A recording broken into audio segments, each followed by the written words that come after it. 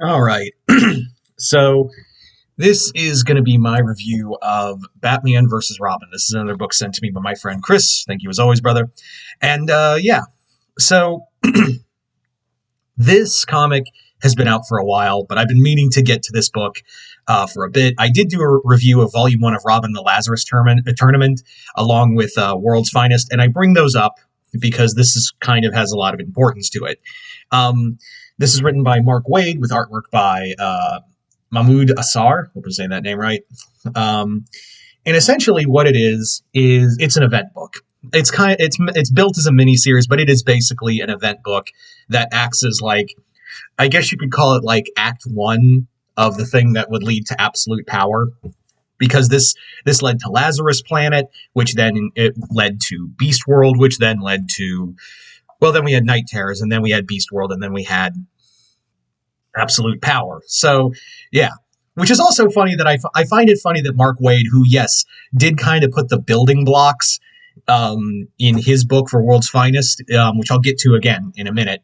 I find it funny that we had that there, but like, excuse me, we basically had an entire comic where Joshua Williamson was his thing he was building up to, and then Mark Waid writes it.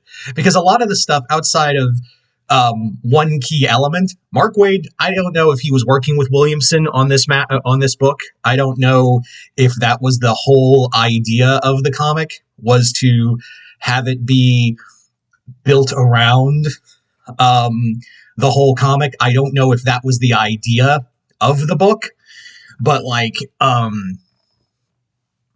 yeah, Joshua Williamson did the bulwark here. This also is the thing that leads to the Batman and Robin book, written by Williamson and then by Philip Kennedy Johnson. Which I heard the Joshua. I have volume 1 of Joshua Williamson's Batman and Robin right here. Chris also sent me that. But yeah, I heard his run is very solid. But yeah, this also, again, leads to Lazarus Planet. It led to a lot. Like, this was kind of like a opening salvo, if you will. So, but I will say that the comic, the reasoning for the fight, they do have an explanation, but like, I always thought it was dumb. This comic also, it's weird because we did have a Batman versus Robin animated film, I think a year or so prior.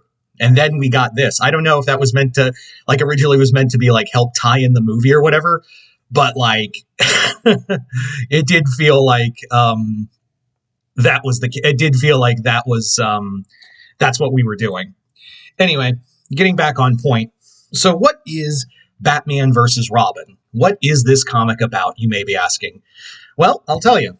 So, Batman versus Robin is essentially the final piece of the comic that Joshua Williamson had been building towards in his Robin run, as well as the event called Shadow War. And then we had, the stuff going on in Batman and the fallout of Tom King's death of Alfred. Essentially what it is that Damian has decided to go to war with Bruce over the death of Alfred. And it feels like 3 years too late. Like we've been playing around with this, and yeah. So Damian has concocted basically taking out every magic user he can. Why? Because Alfred has seemingly returned from the dead, and admittedly, Bruce is, skeptical. Admittedly skeptical the whole book. I mean, reasonably, he's not like walking through the whole thing. And while they do give a reason as to why Alfred is here, I don't want to spoil it. But yeah. So Damian is just going to war with Bruce out of the blue, and he's using all these different magical weapons. He's even mind-controlled the other Robins. He's done a lot. Like, he has basically done so much in the span of, like, this is the reason why this is my problem with Damian as a whole. I've kind of grown I've grown accustomed to Damian. I know a lot of people don't like him for a multitude of reasons. I think he's grown enough as a character as of late, but this is the stuff that when you think about like Bat God, then you have Robin God as well. His whole thing is like, I'm the grandson of, of Ra's al Ghul, the son of Talia and the son of Batman, and all of that. And I can do whatever and think 10 steps ahead, like my father can. And it's stuff like that that makes me not like Batman sometimes. So we're just doing the whole Bat God with Damian. Now, thankfully, there is an explanation as to why Robin was able to get the drop on so many magic characters. Because, and now we get to the Mark Waid part of these things, we have Mother Soul, who is the great grandmother of Damian. She's Raish's mom, and the Devil Nezza. If you guys don't know who the Devil Nezza is basically a villain from the first story arc of World's Finest from Mark Waid, which, yeah, that's the story. Those are the comics where it's set with Batman and Robin during the early years of the the early days of the DCU.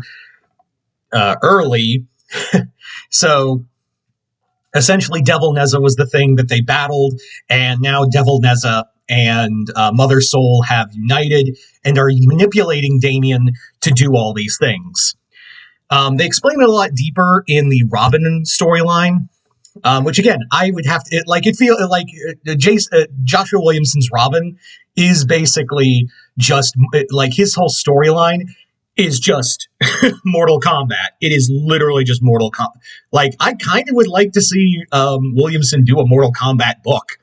I'm surprised he hasn't. He's kind of perfect for it. Anyway, but he's doing too much as it is. Don't give that man any more work than he needs. Anyway, so yeah, that's where the Mark Waid part is. But again, I have to stress, I feel like Waid did most of the work, and Waid did that much with Devil Nezza, but Williamson, everything else in here is from Williamson, outside of the Devil Nezza stuff and Lazarus and the Lazarus volcano. But even then, the Lazarus thing came from Joshua Williamson. So I just kind of feel like Mark Waid was like, okay, Josh, you can step aside. Shoo. I'll take over from here. The fights in here are pretty solid. I like how we utilize every inch of the universe. I also like how there is some solid fights. And throughout all of this, you have a lot of cool stuff and references. Because again, Mark Waid is clear, even though, yes, he's written for both Marvel and DC, it's clear his true passion is DC Comics. And we have a lot in here regarding some really solid fights. We have some also stuff with the whole thing of the quote-unquote resurrected Alfred Pennyworth. And those moments, because again, Bruce is just off his game most of the time because he's fighting his son. He's fighting his sons, plural, because, yeah, even he is again, Damian mind controls the other Robins, and there's a moment where he's just talking about each of the Robins as if he was their kid. And yeah, also that, do you guys remember Sun Wukong? Because he shows up a lot in here. And remember before and a little after, during Lazarus Planet, when Sun Wukong they were building him up because he was a Mark Waid creation, apparently. And they were building him up to be the next big DC superhero. Now they've just forgotten about him. Even, I think, Mark Waid's forgotten about him. Yeah.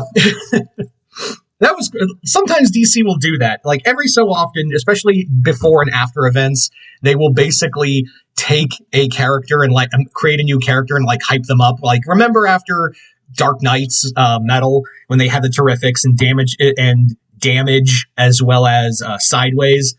Damage and Sideways just went nowhere, but everyone remembers the Terrifics because it was just Marvel Fantastic Four. Anyway. Yeah, DC does that a lot, but I digress. The comic does kind of end a little that's the comic basically ends on a note of, I feel like we just should have went to therapy, but that's 90% of superhero comics in general. So what am I saying? Yeah, it's all right. I mean, it the moment you read this book, the first page and all that is well, obviously everything's going to get resolved real fast. Especially after everything that happens in the first issue with all the magic characters getting quote-unquote killed off, you were just yeah, I know how this is going to go. Let's just cut to the end. So yeah, it's pretty all right. I wouldn't say it's one of Mark. It's like a perfect example of what Mark Waid is as a writer. And again, it's just part one to then leading to Lazarus Planet, which was a nothing burger comic to begin with. And again, it plays with the whole new characters with new powers.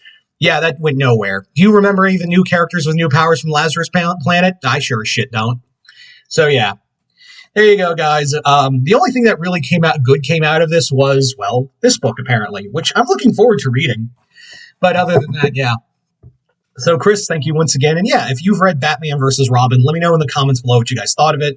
Other than that, I'm Mr. Multiverse. I'll see you next time in the Multiverse.